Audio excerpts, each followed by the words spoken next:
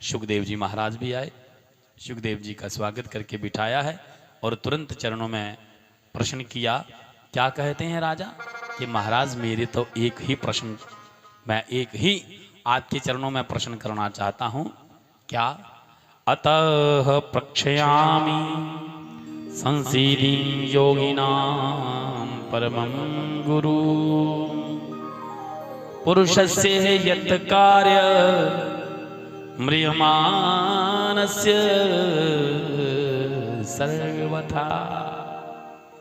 महाराज मैं तो यही जानना चाहता हूं कि जल्दी मरने वाले व्यक्ति की मुक्ति का क्या उपाय है। कितना संक्षिप्त और कितना सुंदर प्रश्न किया है। परीक्षित कहते हैं महाराज कृपया मुझे यही बताइए कि जल्दी मरने वाले को क्या करना चाहिए। सुखदेव जी गदगद हो गए और कहने लगे, राजन तूने पूरे समाज के कल्याण के लिए यह प्रश्न किया है, समाज के उत्थान के लिए यह प्रश्न किया है। देखो सतयुग में एक व्यक्ति की आयु लाख वर्ष होती थी, तो युग लंबे होते थे और मानवों की, पुरुषों की, जीव जंतुओं की भी आयु लंबी होती थी। सतयुग बीत गया तो एक शून्य कम हो गया, त्रेता युग में 10,000 रह गई। त्रेता युग बीता तो द्वापर युग में एक शून्य और कम हो गया, 1000 वर्ष रह गई। अब द्वापर युग भी बीत गया, अब है कलयुग, तो कलयुग में एक शून्य और कम हो गया। मानव की आयु मात्र और मात्र 100 वर्ष रह गई है।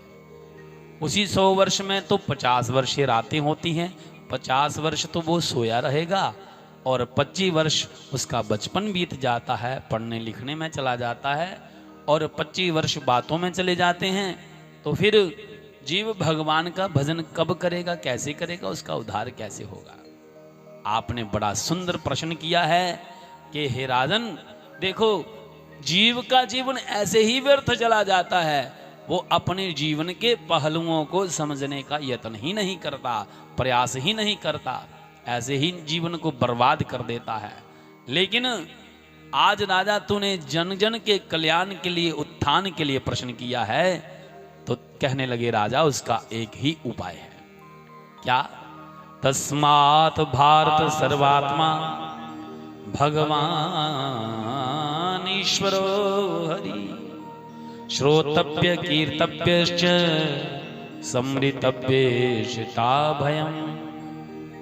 जल्दी मरने वाले को राजा एक ही काम करना चाहिए कि श्वास श्वास पर कृष्ण भजी, वृथा श्वास जनि खोए, ना जाने का श्वास की होवन हो ना हो। जो श्वास निकल गया सो निकल गया, वो आने वाला लौट कर नहीं है। जो समय बीत गया सो बीत गया। जो समय आज है वो पिछले कल नहीं था और ना ही अगले कल रहने वाला है। इसलिए हे जीव तुम्हें सोच लेना चाहिए, विचार कर लेना चाहिए कि तेरा एक एक क्षण, एक एक पल बड़ा अनमोल है, तेरा अंतिम पल है, अंतिम क्षण है। ना जाने कहां किस चौराहे में ये सांसों की माला टूट जाए और इस संसार यात्रा को पूरा करके जाना पड़े। इसलिए क्या करना चाहिए कि जो श्वास निकल गया सो निकल गया और आगे प्रत्येक परिस्थिति में चलते फिरते, उठते बैठते, हंसते रोते, गाते नाचते हम गोविंद की याद करें, गोविंद को अपने हृदय में बसा लें और भगवान का भजन करें। कर से कर्म करूं विधि नाना, कर से कर्म करूं विधि नाना, मन राख्यो जहाँ कृपा निदाना, मन राख्यो जहाँ कृपा निदाना, कर से कर्म करो विधि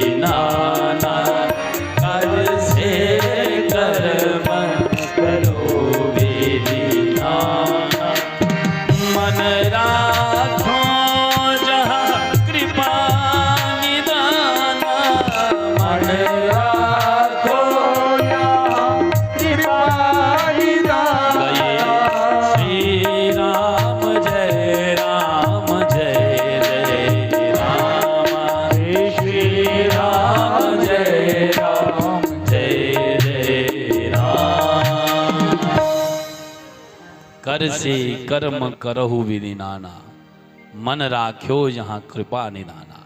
अपना कर्म कमाते चलो प्यारो, भजन करते रहो और मन को गोविंद के चरणों में बांध लो, गोविंद के चरणों में लगा लो।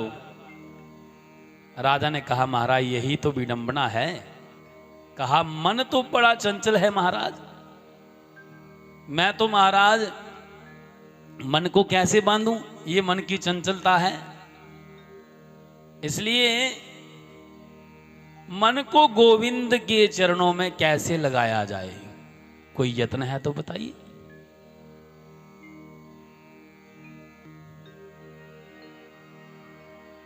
मन की चंचलता है। आप कथा में आते हैं, मंदिर में जाते हैं, सत्संग में आते हैं, तो बैठे तो सत्संग में हैं, लेकिन मन टिकता है क्या?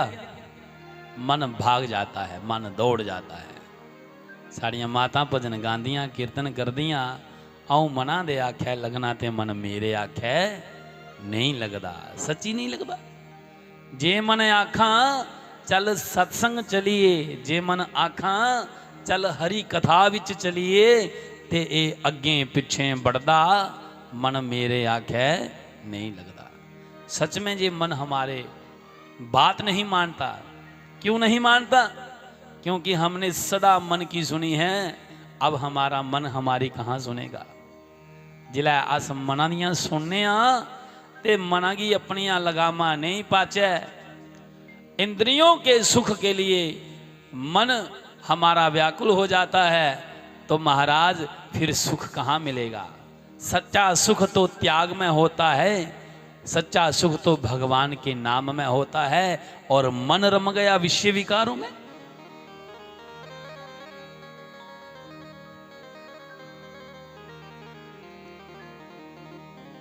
इसलिए ये भगवान का संसार है। ईश्वर ने मानव को बनाया, मानव की रचना की और कहा कि जाओ तुम्हें भगवान का मेरा भजन करना है। इस संसार में रहते हुए भी माया में नहीं पड़ना, विषय विकारों को जीत कर तुम मेरा भजन करो। लेकिन महाराज जीव आता है और भगवान की माया में पड़ जाता है, सब भूल जाता है, परमात्मा का नाम भूल जाता है, जिसके कारण उसे अतः कष्ट दुख सहन करना पड़ता है और फिर वो 84 के चक्कर में पड़ जाता है। सुखदेव जी कहते हैं राजन, मन को गोविंद के चरणों में लगाने के मूल 4 साधन होते हैं। पहला साधन है जितासनो, जित श्वासो, जित संगो, जितेन्द्रिय, स्थूले भगवतो रूपे मनः संदार दे दिया। मन को जीतने के राजन मूल 4 साधन होते हैं। पहला साधन बताया जित आसनो। हमारा आसन बढ़िया होना चाहिए, बैठने का ढंग होना चाहिए। हम भगवान की कथा में किस प्रकार से श्रवण करें, हमारा आसन सिद्ध हो। दूसरा जित श्वास हो, हम अपने श्वासों को भी जीतें, व्यर्थ का कोई श्वास ना निकले। अपने गुरुदेव ने जो माला दी है, गुरुदेव ने जो मंत्र दिया है, उस मंत्र का श्वास श्वास पर हम भजन करें। श्वासों की माला में सिमरूं मैं सीताराम, भगवान का नाम स्मरण करो। तीसरा साधन बताया है जित संगो। हमारा संग भी बढ़िया बढ़िया लोगों के साथ होना चाहिए, सत्पुरुषों के साथ होना चाहिए, सत्संगियों के साथ होना चाहिए, संतों के साथ होना चाहिए। कुटिल लोगों के साथ कभी संग ना करें। जो चुगली करता है, निंदा करता है, वह विचार करता है, ऐसे लोगों का संग नहीं करना चाहिए। चौथी बात कही है, चौथा साधन बताया है जित इंद्रिय। इंद्रियों को भी जीतना चाहिए। कभी कभी आँखों से पाप हो जाता है, कानों से पाप हो जाता है, जीवा से पाप हो जाता है। हमारी इंद्रियां भी पाप कर्म करती हैं। कैसे? अब आंखों से अगर हम बुरा देखेंगे तो उसका असर हमारे मन पर पड़ेगा। अच्छा देखो, अच्छा सुनो, अच्छा कहो और अच्छा सुनो। इसलिए आंखों से बुरा देखोगे तो असर मन पे पड़ेगा, मन दूषित हो जाएगा। कानों से किसी की बुराई सुनोगे या किसी की जीवा से बुराई करोगे, चुगली निंदा करोगे तो उसका भी सीधा असर मन पर पड़ेगा और मन में पाप समा जाएगा। इसलिए हे राजन, तुम्हें तो यही सोचना है, इन 4 साधनों को जो कर लेता है उसे स्थूले भगवते रूपे मनाः संधारे धिया। ये पूरा विश्व ब्रह्मांड, ये पूरा जगत चराचर जो है ये परमात्मा का ही स्वरूप मानना चाहिए, ईश्वर का ही स्वरूप है। इसलिए हे राजन, प्रातः जल्दी उठो, ब्रह्म मुहूर्त में स्नान करो और भगवान का भजन करो, ध्यान करो। हमें मनुष्य जीवन मिला है तो कम से कम मानव बन के तो रहें। इसलिए प्रातः उठकर सबसे पहले पृथ्वी मैया को प्रणाम करें, उसके बाद अपने हाथों का दर्शन करें, क्योंकि इन हाथों में जो हाथों का अग्रभाग होता है उसमें लक्ष्मी का वास होता है। दोनों हाथों को जोड़कर क्या कहें?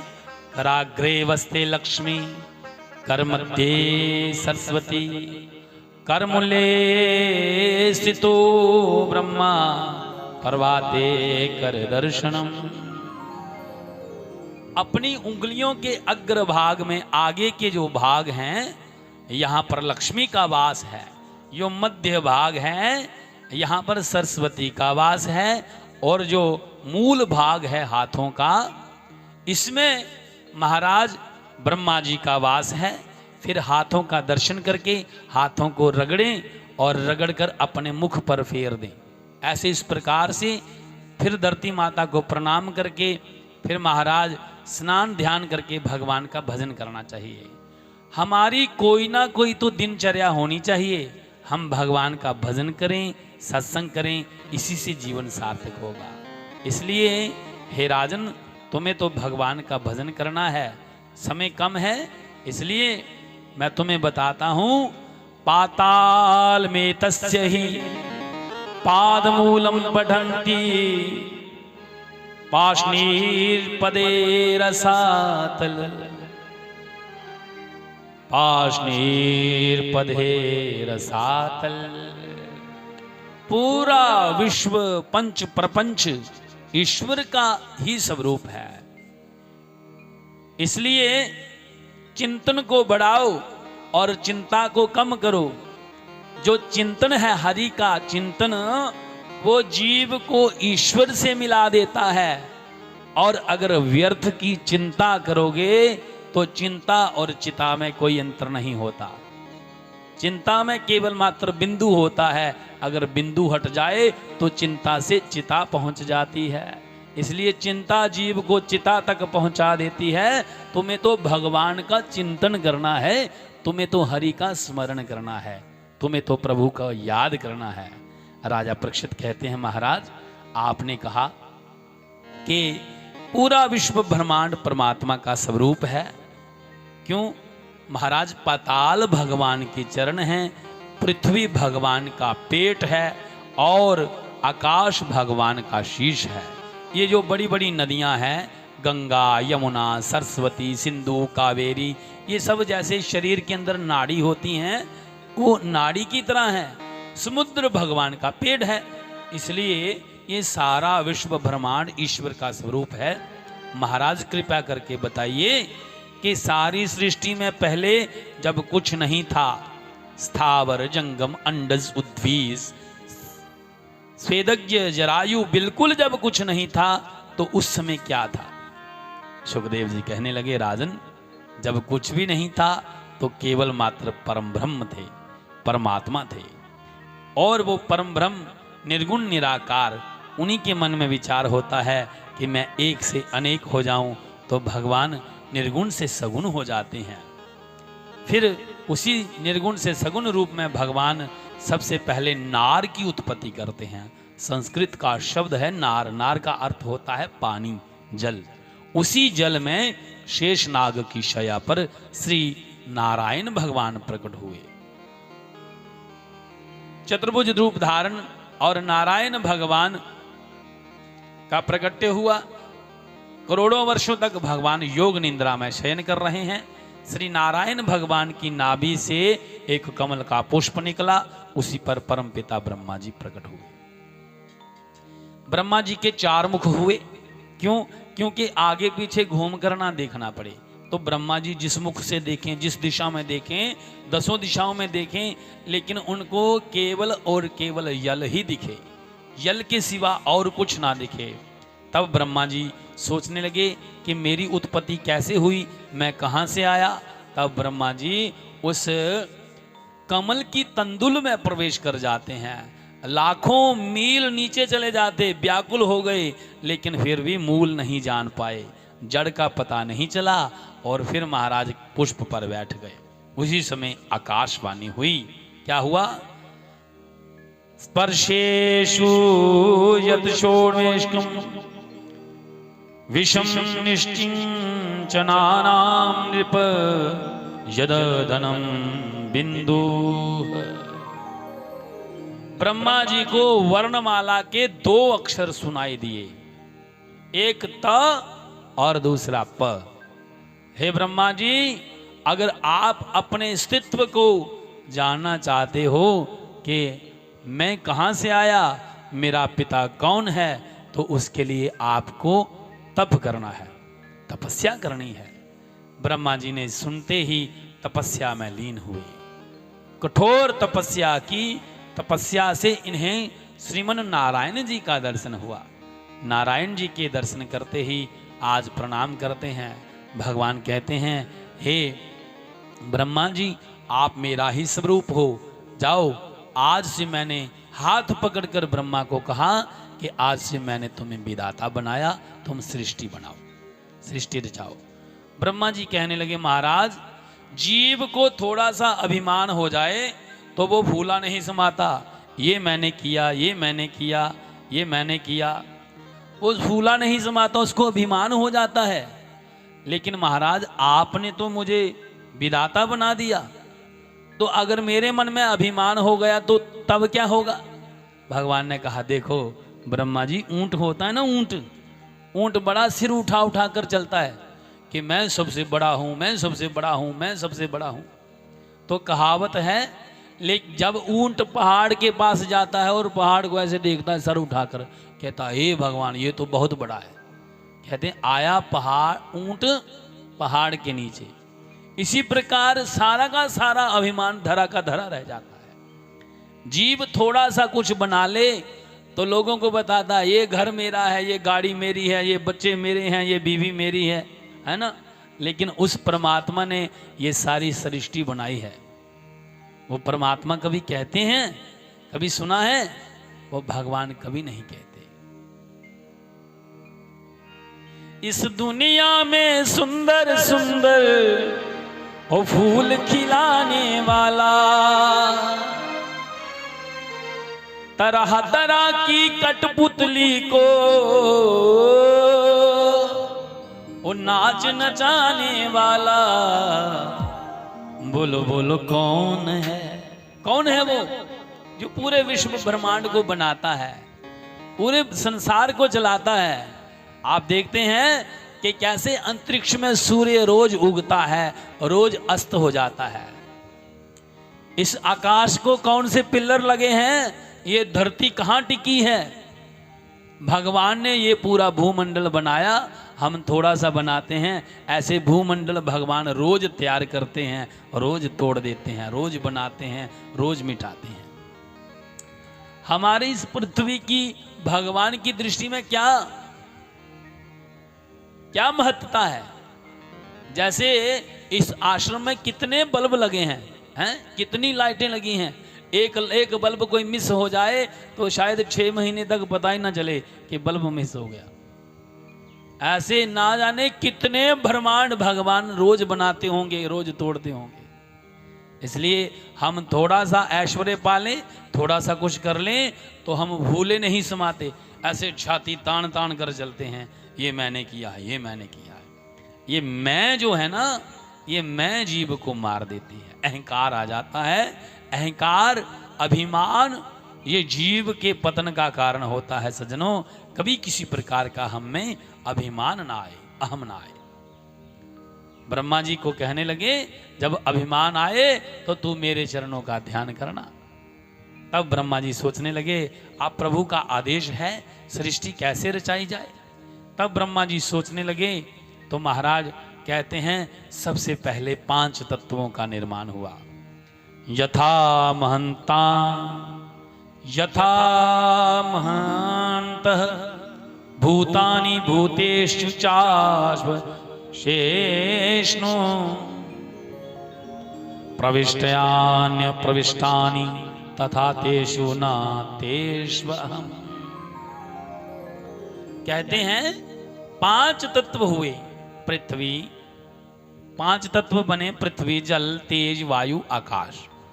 इन्हीं 5 तत्वों से पूरा ब्रह्मांड बनता है, पालित होता है और इन्हीं 5 तत्वों में विलीन हो जाता है। चींटी से लेकर हाथी तक जितने भी जीव जंतु हैं, मानव, दानव, पेड़ पौधे, जो कुछ है इन्हीं 5 तत्वों से बनता है, इन्हीं 5 तत्वों में समा जाता है। इसलिए सबसे पहले दुनिया में 5 तत्वों का निर्माण हुआ। उसके बाद महाराज ब्रह्मा की सृष्टि बनती है। ब्रह्मा जी के सबसे पहले मन में विचार हुआ तो ब्रह्मा जी के 4 पुत्र हुए, मानसिक पुत्र। 4 पुत्र हैं ब्रह्मा जी के, मन से उत्पन्न हुए, इच्छा से प्रकट हुए। सनक सनंदन सनातन सनत कुमार। ब्रह्मा जी आदेश देते हैं बच्चा जाओ सृष्टि बनाओ। चारों मना कर देते, नहीं पिताजी हम सृष्टि नहीं बनाएंगे, हम तो भगवान का भजन करेंगे, हम तो भगवान का ध्यान करेंगे, नाम लेंगे। ब्रह्मा जी को क्रोध आया, भाई आपको बनाने वाला मैं और आपने मेरी ही बात नहीं मानी। तो क्रोध से क्या हुआ, क्रोध आने से पसीना गिरने लगा। पसीने की एक बूंद जब गिरी तो उसमें से एक बालक उत्पन्न हो गया। वो बालक रोने लगा, क्रोध आया, क्रोध की उत्पत्ति हुई, रोते रोते रोते बड़ा हो गया। हाथ जोड़कर कहने लगे पिताजी मेरे लिए आ गया। ब्रह्मा जी कहने लगे तू रोता बहुत है और रोते हुए प्रकट हुआ है, तेरा नाम हो गया रुद्र। तो मैं तुम्हें आदेश देता हूं जाओ तुम सृष्टि रचाओ। तो रुद्र भगवान ने इतनी भयंकर, इतनी खतरनाक सृष्टि रचाई। उसने क्या किया, 10-10 सिर वाले लोग बना लिए, कोई उल्टे पैर वाले, कोई 4 पैर वाले, कोई 8 मुख वाले। किसी का मुख पेट में लगा दिया, किसी का मुख पीठ पर लगा दिया। ऐसे जब उल्टी पुल्टी सृष्टि रचाई, ब्रह्मा जी ने देखा, कहने लगे अरे राम राम, अरे रुद्र देवता ये क्या करते हो। महाराज ऐसी सृष्टि नहीं चाहिए, हमें तो एकदम साफ सृष्टि चाहिए, स्वच्छ सृष्टि चाहिए। सारी सृष्टि को समेटो और जाकर भगवान का भजन करो। तो रुद्रदेव भी, भोले बाबा भी कैलाश पर्वत पर जाकर समाधि लगाकर बैठ गए। अब ब्रह्मा जी सोचने लगे अब विस्तार कैसे हो। तो महाराज तब ब्रह्मा जी ने मन में विचार किया तो ब्रह्मा जी के 10 मानसिक पुत्र हुए। मरीचि, अत्रि, अंगिरा, पुत्सल्य, पुलह, कृतु, बरिगु, वशिष्ठ, दक्ष और देव ऋषि नारद जी। ये 10 मानसिक पुत्र हैं। कंठ से सुंदर कन्या देवी सरस्वती प्रकट हुई और महाराज बाएं अंग से एक पुरुष और दाएं अंग से, बाएं अंग से एक नारी और दाएं अंग से एक पुरुष प्रकट हुए, स्वयंभू मनु और शत्रुपा जी। पीठ से अधर्म, छाती से धर्म, स्तनों से अश्वनी कुमार प्रकट हुए और छाया से कर्दम ऋषि जी प्रकट हुए। ध्यान से चित्रगुप्त जी प्रकट हुए। ये ब्रह्मा जी की मानसिक सृष्टि है। स्वयंभू मनु और शत्रुपा का विवाह किया और उनको भेज दिया मातलोक में, जाओ पुत्रो तुम सृष्टि रचाओ। तब महाराज स्वयंभू मनु और शत्रुपा ने कठोर तपस्या की है और तब महाराज तपस्या के बल से इनको भगवान का साक्षात्कार हुआ, भगवान का दर्शन हुआ है। तब जाकर महाराज मैथुनी सृष्टि होती है। स्वयंभू मनु और शत्रुपा की 5 संतानें हुई, 2 पुत्र हुए, 3 कन्याएं हुई। कन्याओं के नाम है अकुति, देवहूति और प्रसूति। पुत्र प्रियव्रत और उतानपाद। देवहूति नाम की जो कन्या है उसका विवाह हुआ ब्रह्मा की छाया से उत्पन्न हुए जो कर्दम ऋषि हैं, कर्दम ऋषि से। कर्दम ऋषि जी एक बार सरस्वती नदी के किनारे स्नान करने के लिए गए। महाराज जैसे ही सरस्वती नदी में डुबकी लगाई तो अंदर जलचर देखे, जल में रहने वाले जीव देखे। जब जलचरों को देखा तो महाराज कर्दम ऋषि सोचने लगे, अरे मैं तो बाबा हूं, साधु हूं, कहीं मेरी भी शादी होती, मेरे भी बाल बच्चे होते तो कितना आनंद होता।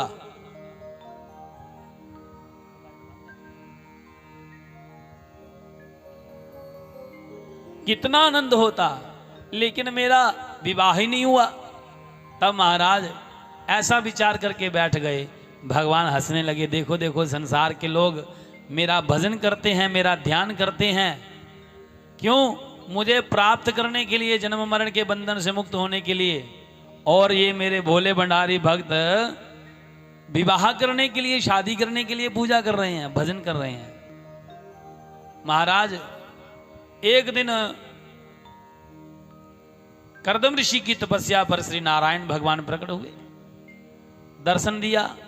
कर्दम ऋषि जी प्रणाम करते हैं लेकिन बड़ी शर्म लग रही है, लज्जा आने लगी। क्यों?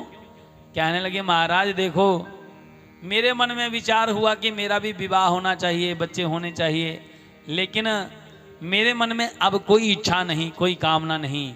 आपका दर्शन हो गया तो सब कुछ पूर्ण हो गया। भगवान ने कहा, कर्दम जी आपके मन में जो इच्छा हुई है वो मेरे ही कारण हुई है। आपके मन में इच्छा जागृत करने वाला भी मैं ही हूं। इसलिए अब मैं आपको आदेश देता हूं कि महाराज स्वयंभू मनु महाराज जी आएंगे आपके पास। उनकी बड़ी ही सुंदर और सुशील कन्या है जिसका नाम है देवहूति। देवहूति के विवाह का प्रस्ताव लेकर आएंगे और आप उस प्रस्ताव को ठुकरा मत देना, शादी कर लेना, विवाह कर लेना।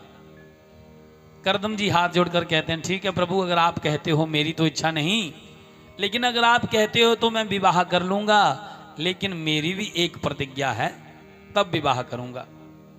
क्या प्रतिज्ञा है? कि मैं विवाह तब करूंगा अगर आप जैसा मेरे घर पुत्र हो, और एक पुत्र होगा तो मैं संन्यास ले लूंगा। भगवान मुस्कुराने लगे। भगवान कहने लगे, अरे कर्दम जी, इस संसार में मेरे जैसा तो दूसरा कोई नहीं, लेकिन आप विवाह कर लेना, मैं ही आपके घर पुत्र बनकर आऊंगा। और महाराज आप निश्चिंत रहें। कर्दम ऋषि जी कहते हैं, ठीक है महाराज। कर्दम ऋषि जी समाधि में बैठ गए। एक समय जंगल में महाराज स्वयंभू मनु महाराज अपनी मंजली कन्या देवहूति को लेकर आए और कर्दम ऋषि जी से उनका विवाह कर दिया। कर्दम ऋषि जी से जब विवाह हुआ तो देवहूति से विवाह होने के बाद आज कर्दम ऋषि जी बड़े प्रसन्नचित्त हैं।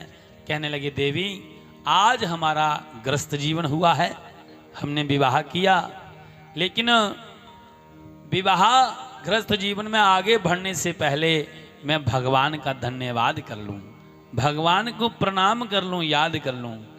तो महाराज कर्दम ऋषि जी आज भगवान का भजन करने लगे, बैठ गए समाधि में। ऐसी समाधि लगी कि देवहूति सोचने लगी अब समाधि टूटे ही ना। देवहूति सोचने लगी अब मेरी नई शादी हुई है, अगर मैं अपने पति देव को छोड़कर जाऊंगी उनकी आज्ञा के बिना, तो मुझे पतिव्रता धर्म का अपराध लगेगा, पाप लगेगा, क्योंकि मैं पतिव्रता धर्म का पालन नहीं कर पाई। लेकिन पिता के घर जाती हूं तब भी दोष है, और पति को छोड़ती हूं तब भी दोष है, मैं क्या करूं? तब महाराज उसने मन में विचार किया और देवहूति अपने पति देव के चरणों में बैठकर महाराज उनकी सेवा करती है। सेवा में जुट गई और कर्दम ऋषि जी की समाधि इतनी लंबी थी कि महाराज बैठे बैठे बैठे बैठे 40,000 वर्ष बीत गए। वो सेवा करती करती करती करती बूढ़ी हो गई। महाराज 40,000 वर्ष के बाद कर्दम ऋषि जी की समाधि टूटी तो क्या देखा? आसन के पास एक बुढ़िया बैठी है। कहने लगे, मां देवी तुम कौन हो? वो देवी कहने लगी, महाराज चरणों में प्रणाम करती है, आपने मुझे पहचाना नहीं? मैं आपकी पत्नी हूं। कर्दम ऋषि जी कहने लगे, आप मेरी पत्नी हैं? कैसे?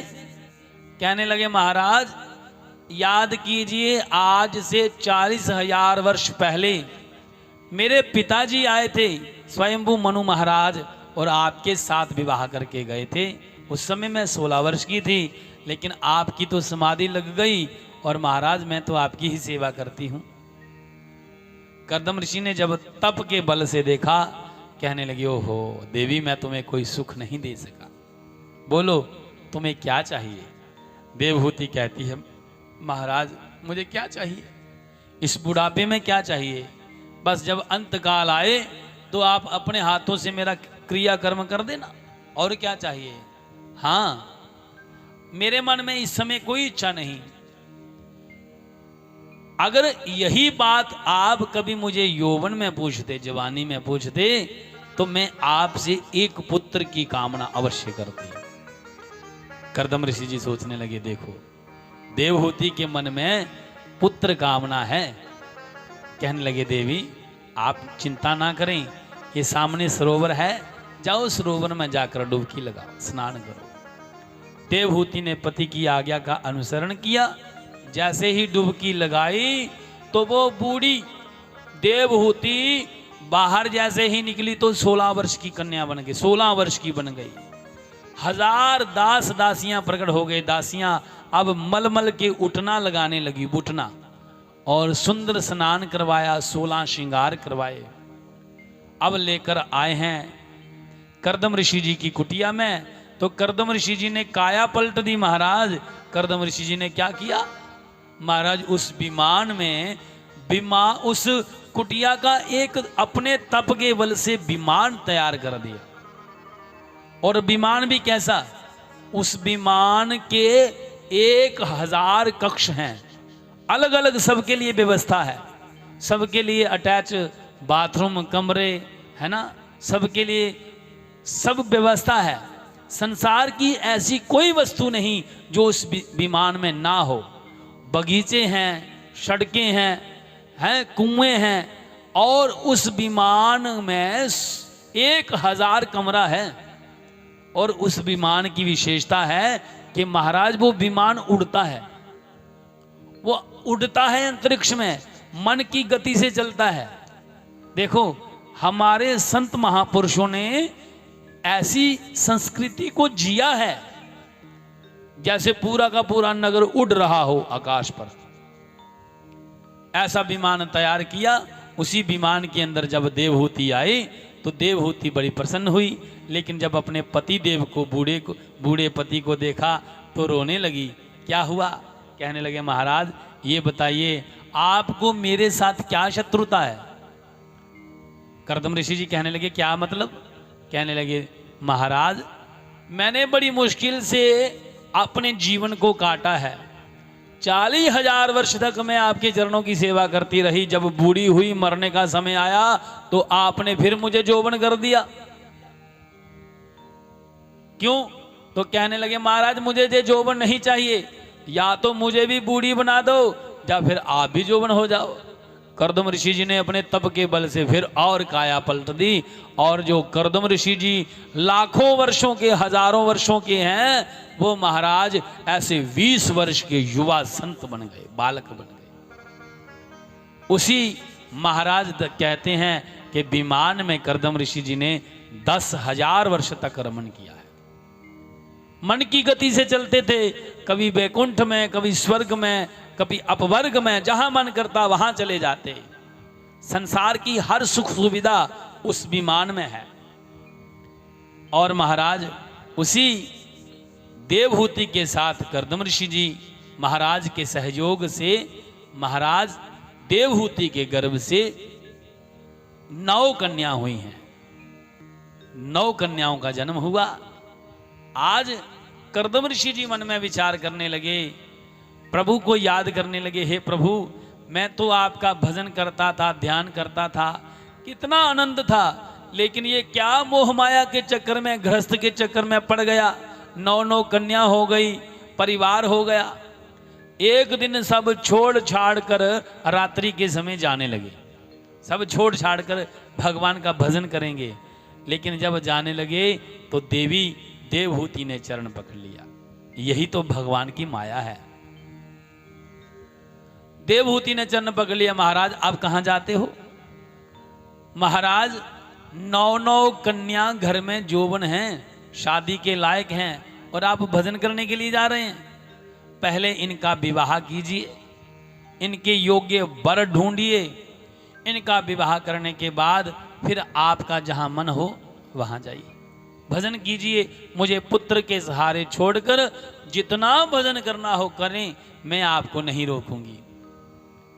तो महाराज कर्दम ऋषि ने अपने पर बाबा ब्रह्मा जी को याद किया, तो ब्रह्मा जी उसी समय प्रकट हो गए अपने 9 पुत्रों को लेकर।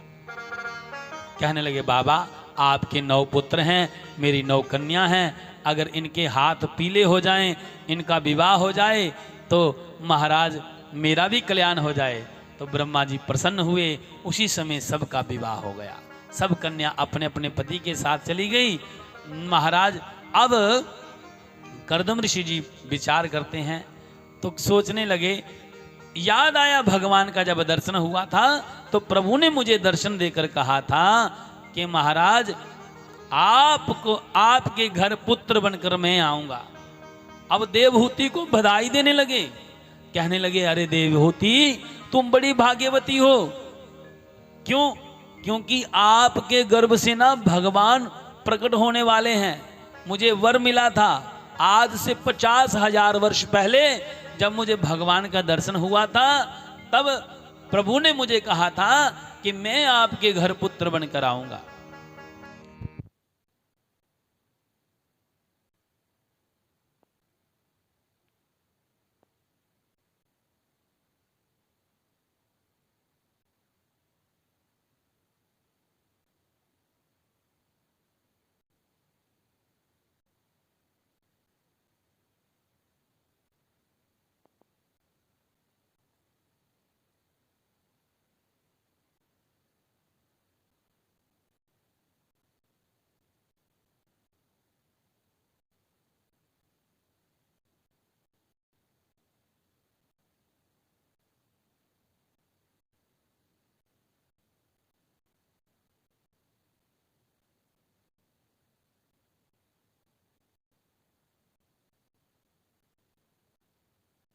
ओम हरि ओम। ओम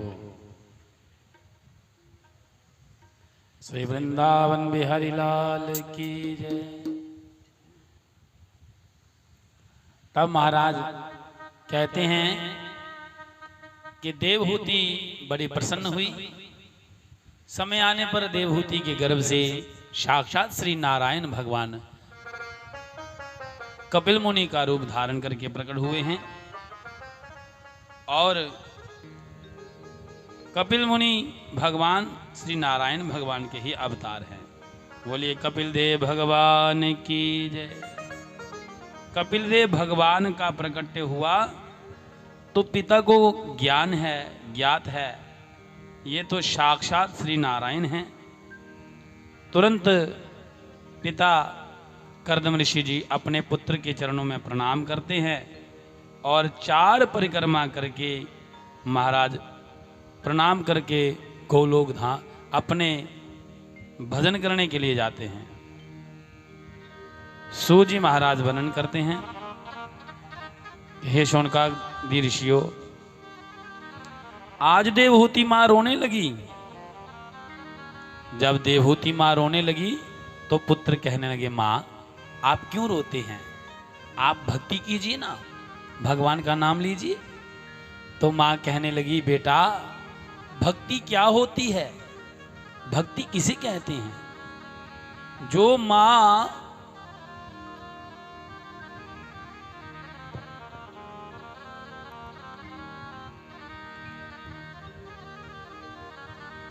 दस 40,000 वर्षों तक अपने पति की सेवा करती रही, पति के चरणों की सेवा करती रही, वो देवी कहती है कि भक्ति क्या होती है। तब पुत्र ने, कर्दम ऋषि कपिल मुनि ने अपनी मां देवहूति को सांख्य योग दिया है, सांख्य योग का ज्ञान दिया, भक्ति योग का ज्ञान दिया। उसी भक्ति में जर्जर बहती हुई अपने पति देव के चरणों को प्राप्त करती है देवहूति। फिर कपिल मुनि संन्यास लेते हैं और श्री कपिल मुनि भगवान संन्यास लेकर आज महाराज गंगा सागर में जाकर वहाँ पर ध्यान लगाते हैं और संत जनों को आज ज्ञान देते हैं, प्रवचन सुनाते हैं। बड़ी सुंदर गाथा है। स्वयंभू मनु महाराज की एक कन्या का वर्णन है, दूसरी कन्या है आकुति देवी। आकुति देवी का विवाह एक ब्रह्मा के पुत्र और हुए, जिनका नाम हुआ रुचि प्रजापति। रुचि प्रजापति से हुआ, इन्हीं के संयोग से श्री यज्ञ नारायण भगवान प्रकट हुए और यज्ञ नारायण भगवान का विवाह दक्षिणा नाम की कन्या से हुआ। यज्ञ पत्नी दक्षिणा है, इसलिए कोई भी यज्ञ, कोई भी अनुष्ठान बिना दक्षिणा के पूर्ण नहीं होता। तीसरी कन्या प्रसूति का विवाह महाराज दक्ष प्रजापति से हुआ और इनके संयोग से इनके घर 16 कन्या हुई। 13 कन्याओं का विवाह धर्मराज से किया गया, एक कन्या का विवाह पितरों से किया जिनका नाम हुआ सुधा देवी। एक कन्या का विवाह अग्नि देवता से किया जिनका नाम हुआ स्वाहा देवी। अग्नि में आहुति डालते हैं तो क्या कहते हैं? स्वाहा। स्वाहा अग्नि की पत्नी है। और एक कन्या का विवाह शंकर भगवान से हुआ, उस कन्या का नाम हुआ सती देवी। सती की वंश वृद्धि नहीं हो पाई। क्यों? क्योंकि एक बार दक्ष प्रजापति ने शंकर का अपमान किया। दक्ष को प्रजापति पद प्राप्त हुआ तो उसने शंकर जी का अपमान किया। उसी शंकर के अपमान के कारण कंकल हरिद्वार में उसने यज्ञ अनुष्ठान रचाया और शंकर के गण जब सती मैया वहां पर आई तो महाराज सती ने शंकर जी का अपमान जब देखा, यज्ञ में कोई भाग नहीं है शंकर जी का, तो सती ने अपने पिता को ललकार कर कहा है, हे पिता, आपने मेरे पतिदेव से द्रोह किया है, शत्रुता की, वो तो करुणा के अवतार हैं और महाराज उनके साथ शत्रुता करके आप यज्ञ अनुष्ठान करते हैं, ये कभी यज्ञ पूर्ण होने वाला नहीं। इसलिए मैं आपकी पुत्री हूं, लेकिन आपने पुत्री का निरादर किया है। महाराज मैं चाहूं तो एक क्षण में आपके यज्ञ को विध्वंस कर दूं। तब महाराज, लेकिन मैं ऐसा नहीं करूंगी, मैं आपकी पुत्री हूं। तुरंत देवी सती उसी समय योग निद्रा में बैठकर महाराज अपने पंचभौतिक शरीर को परित्याग कर देती है। गणों को जब समाचार मिला तो गण यज्ञशाला तोड़ने लगे। आज महाराज भृगु ऋषि ने मंत्रों के उच्चारण से यक्ष प्रकट किए। यक्ष आए और गणों को मार मार कर भगा दिया। गण रोते आज शंकर जी के पास गए। शंकर जी से कहते हैं, हे भोले बाबा, हमारे मां सती को मार दिया, सती का शरीर शांत हो गया, सती इस संसार में नहीं रही। जब इतना सुना तो महाराज बड़ा क्रोध आया। इतना क्रोध आया शंकर जी को कि शंकर जी ने अपनी जटा को उखाड़ कर एक पत्थर पर फेंक दिया। उसी पत्थर से महाराज शिला से साक्षात वीरभद्र भगवान प्रकट हुए। बोले वीरभद्र भगवान की। वीरभद्र भगवान ने क्या किया, शंकर जी की आज्ञा का अनुसरण करते हुए दक्ष का सिर काट दिया, हवन कुंड में जला दिया, सारी यज्ञशाला को तोड़ फोड़ दिया। देवताओं ने मन में विचार किया कि पृथ्वी पर पहला यज्ञ होने वाला था, लेकिन यह भी पूर्ण नहीं हुआ, ये तो शंकर जी का अपमान हुआ है, अब क्या करें। तब सारे देवता मिलकर शंकर जी के आश्रम में गए हैं, शंकर जी की सुंदर स्तुति करते हैं, शंकर जी की सुंदर प्रार्थना करते हैं और महाराज शंकर जी को मनाने का यत्न करते हैं। गौरांगम रसमयम नित्यम रसाचार्य रसो सुखम श्री राम हर्षण देवाख्यम सद्गुरु प्रणमाम्यहम्। शंकर भगवान ने देखा कि 33 कोटि देवता मेरे आश्रम में हैं, हाथ जोड़कर कहने लगे क्या बात है महाराज। देवताओं ने कहा, ब्रह्मा भी साथ हैं कि हे शंकर जी चलिए, हरिद्वार कंखल में जो दक्ष ने यज्ञ किया है उस यज्ञ की पूर्णता आपके हाथों से ही होने वाली है, चलिए महाराज यज्ञ पूर्ण कीजिए। शंकर जी कहते हैं ना, मैं यज्ञ में नहीं जाऊंगा। अरे जिस यज्ञ में मेरे लिए कोई भाग नहीं, कोई हिस्सा नहीं, वहां पर मुझे क्या लेने जाना है भाई, मैं नहीं जाऊंगा। तब सारे देवताओं ने हाथ जोड़कर कहा, अरे भोले बाबा चलिए हम आपका भाग देते हैं। आपका भाग क्या होगा महाराज, यज्ञ की जितनी भी सामग्री बचेगी सब आपकी होगी। शंकर जी प्रसन्न हुए, चलो यज्ञ पूर्ण हुआ। यज्ञ में गए तो यज्ञशाला का निर्माण हो गया। शंकर जी कहने लगे चलो चलो अब पूर्ण आहुति करो। कहने लगे महाराज कृपा कीजिए, पूर्ण आहुति कैसे हो, यज्ञ के जो मुख्य जजमान हैं अब उनकी तो मृत्यु हो गई, उनका तो शीश कट गया, पूर्ण आहुति कैसे हो, इन पर भी कृपा कीजिए। तब महाराज कहते हैं कि शंकर भगवान ने अपने गणों को इशारा किया तो गण दौड़ते गए। तो गण सोचने लगे इसमें मैं बड़ी थी, ये मैं बड़ा करता था। आगे एक बकरा देखा, बकरे का सिर काट कर लेकर आए और आकर शंकर जी को दिया। शंकर जी ने भी आज महाराज दक्ष के धड़ के साथ लगाकर उसे मंत्रोच्चारण करके जीवित कर दिया, संजीवित किया।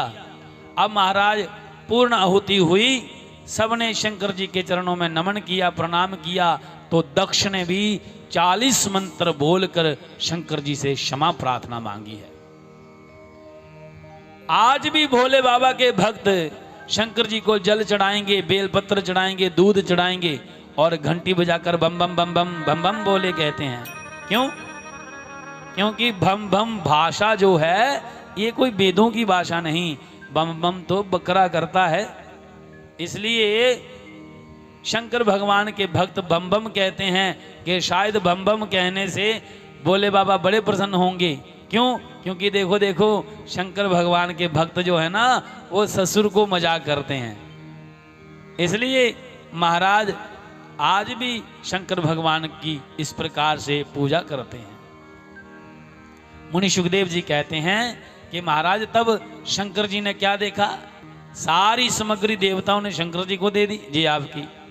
अब शंकर जी कहने लगे भाई मैं इसका क्या करूंगा, इस सामग्री को क्या करूं।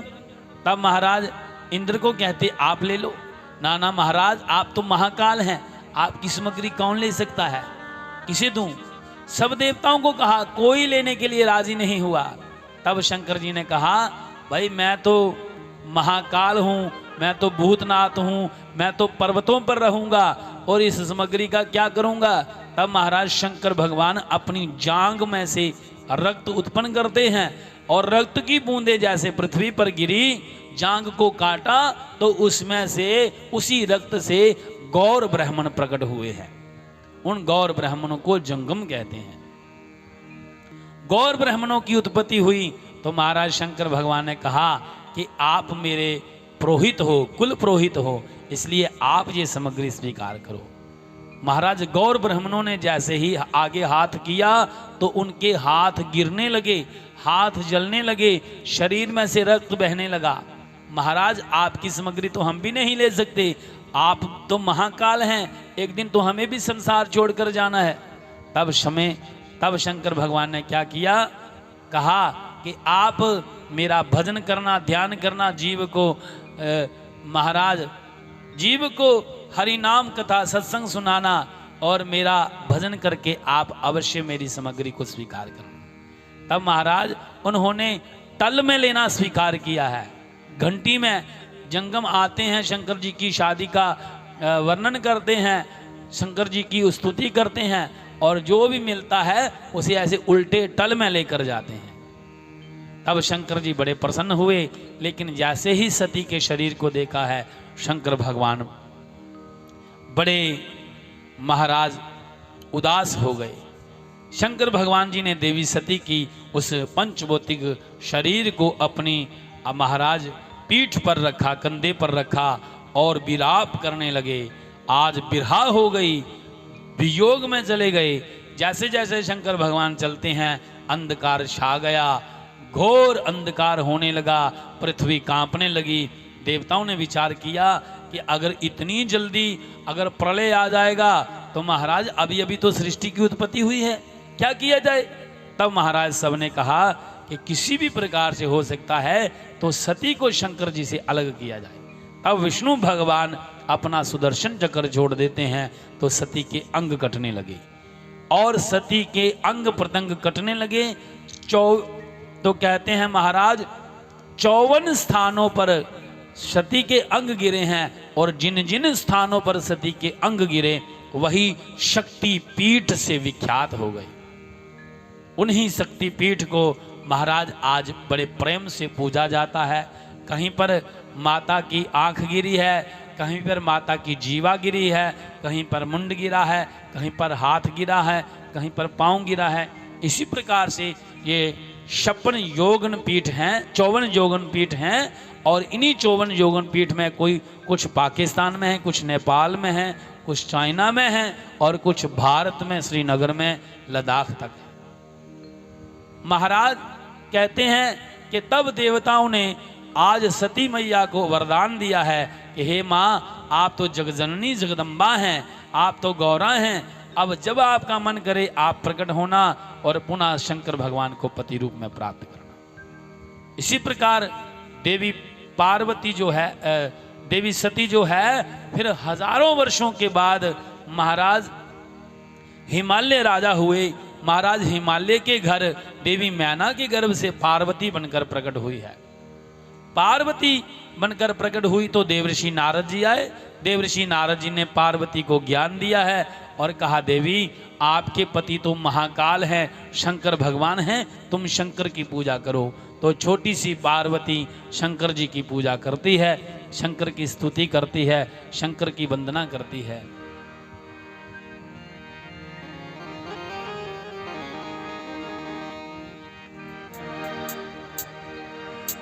हो छोटी सी मेरी पार्वती शंकर की पूजा करती थी। छोटी सी मेरी पार्वती शंकर की पूजा करती थी। निर्जल रहकर निश्चल मन से नित ध्यान हरि का धरती थी। निर्जल रहकर निश्चल मन से नित ध्यान हरि का करती थी। छोटी सी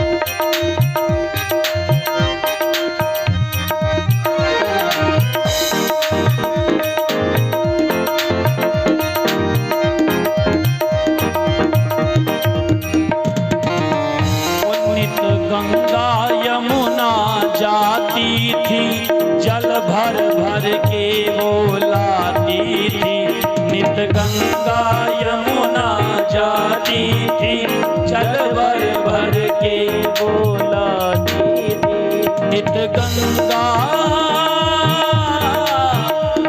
नित गंगा ओ नित गंगा नित गंगा गंगा नित गंगा यमुना जाती थी जल भर भर के वो लाती थी। नित गंगा यमुना जाती थी जल भर भर के वो लाती थी।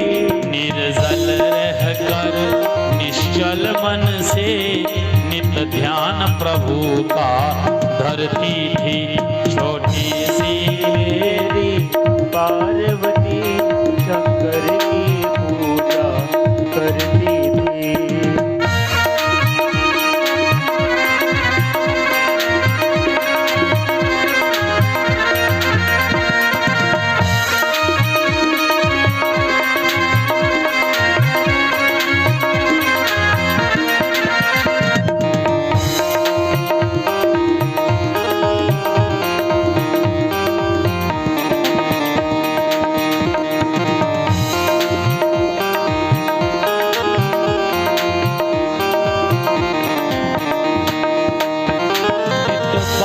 बगीचा ओ नित बाग बगीचा जाती थी और भांग धतूरा लाती थी। नित बाग बगीचा जाती थी और बेल धतूरा लाती थी। निर्जल रह कर निश्चल मन से नित ध्यान हरि का धरती थी। छोटी सी मेरी पार्वती शिव जी की पूजा करती थी। छोटी सी मेरी पार्वती शिव जी की पूजा करती थी। बोलिए शंकर भगवान की। पार्वती मैया ने 14,000 वर्षों तक भगवान शंकर जी की पूजा की है। 1,000 वर्ष तक तो पार्वती मैया ने अन्न जल को त्याग दिया, तो पार्वती का नाम होगा अपर्णा। पार्वती मैया 14,000 वर्षों तक कठोर तपस्या करती है, आराधना करती है और फिर जाकर महाराज पुनः शंकर भगवान को पति रूप में प्राप्त करती है। मुनि सुखदेव जी कहते हैं ये है महाराज स्वयंभू मनु महाराज की 3 कन्याओं का वर्णन। 2 पुत्र हैं, पुत्र प्रियव्रत और उतानपाद। उतानपाद महाराज जो थे उनकी 2 पत्नियां थी, सुनीति और सुरुचि। सुनीति के गर्भ से भगवान के अनन्य भक्त ध्रुव का जन्म हुआ। ध्रुव ने केवल और केवल मात्र महाराज 5 वर्ष की आयु में ही, बाल्य अवस्था में ही श्री नारायण भगवान जी का साक्षात्कार कर लिया। बोलिए नारायण भगवान की। ध्रुव के पुत्र हुए उत्कल, उत्कल के पुत्र हुए महाराज अंग, अंग के पुत्र हुए बेन, बेन बड़े दुष्ट थे, बड़े पापी थे। बेन के पुत्र हुए महाराज, बेन का मृत्यु हो गई और बेन की लोथ का मंथन किया, उसमें से महाराज साक्षात श्री नारायण भगवान पृथु बन के प्रकट हुए। तो पृथु महाराज की जय जय घोष होने लगी। पृथु महाराज अपनी प्रजा को कहने लगे, अरे भाई मेरी इतनी जय जयकार मत करो, मैंने ऐसा कौन सा कर्म किया है जो आप मेरी जय जयकार करते हैं। तो प्रजा कहने लगी, महाराज अगर आपने कोई कर्म नहीं किया तो करिए। क्या करूं? कहने लगे, महाराज जब से आपके पिता बेन राजा थे, ना बारिश हुई और ना किसानों के घर अन्न हुआ। अन्न के एक एक तिनके के लिए समाज संसार तरस रहा है।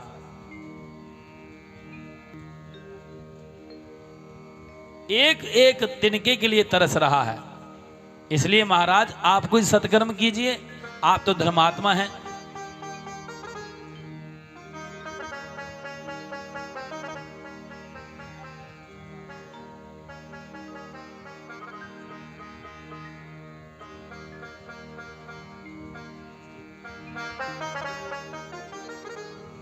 पृथु महाराज ने तब उसी समय तलवार ली और धरती माता को मारने के लिए दौड़े। हे वसुंधरा, आप बड़ी नीचन हो, बड़ी पापिन हो। क्यों? आपका कर्म बनता है कि जब किसान लोग आप पर खेती बाड़ी करें, कृषि करें, तो आप 90% उनको वापिस करें। लेकिन तू पापिन हो गई, सारा का सारा अपनी कोख में समा लेती है। पृथ्वी मैया जो है वो गऊ का रूप धारण करके प्रकट हुई और हाथ जोड़कर कहने लगी, क्षमा करें महाराज, ये मेरा कोई दोष नहीं। क्यों? कहते हैं जब संसार का कोई व्यक्ति पाप कर्म करता है, जब पापी पाप करता है तो वो सारा पाप धरती पर समा जाता है, धरती पर पड़ता है।